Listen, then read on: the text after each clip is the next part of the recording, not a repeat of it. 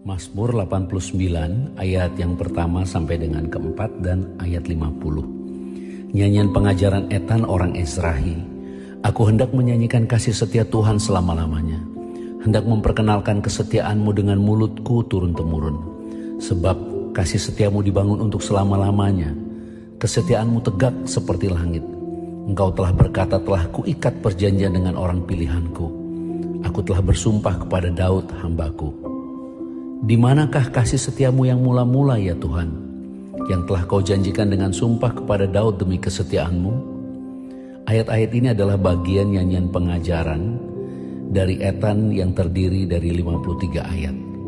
Di bagian awal tulisan ini dikatakan bahwa kasih setia Tuhan dibangun untuk selama-lamanya. Dan kepada Daud dikatakan ia diurapi dan Tuhan mengikat perjanjian kekal dengannya.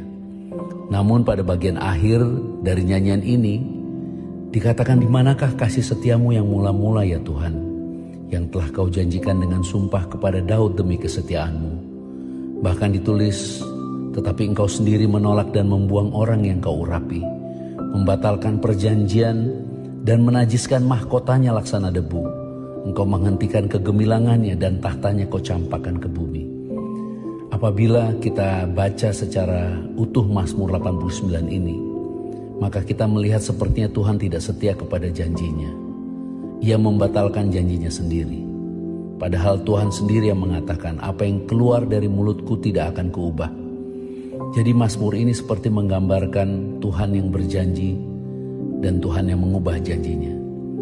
Tetapi justru sesungguhnya Mazmur 89 ini menulis tentang kasih Bapa yang sangat besar, yang tidak terbatas, yang menggenapi janjinya melebihi dari apa yang ia janjikan.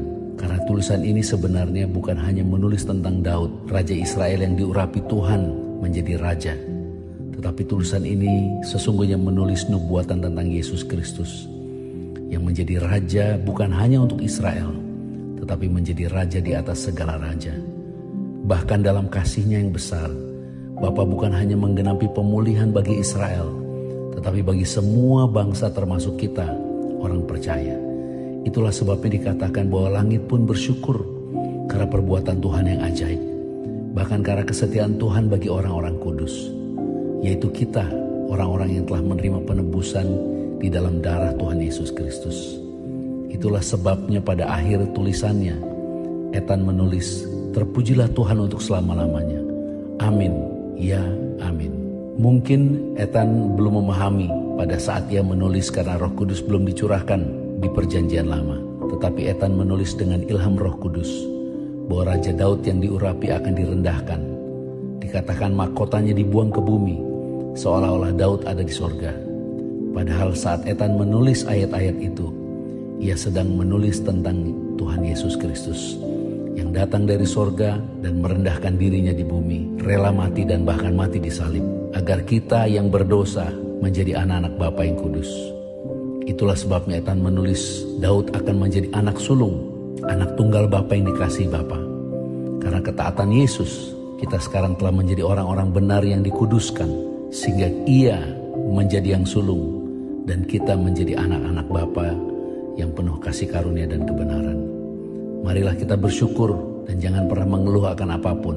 Marilah kita hidup menjadi berkat bagi banyak orang dan memberitakan kabar baik kepada mereka yang belum mengenal Yesus Kristus.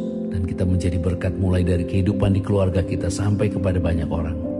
Karena kita adalah anak-anak Bapa yang sangat mengasihi kita dengan memberikan Yesus dan mengorbankan tubuh dan darahnya supaya Dia tinggal di dalam kita dan kita tinggal di dalam Dia yang mengasihi kita. Kita pasti diberkati dan kita pasti diselamatkan. Tuhan Yesus memberkati kita sekalian. Shalom.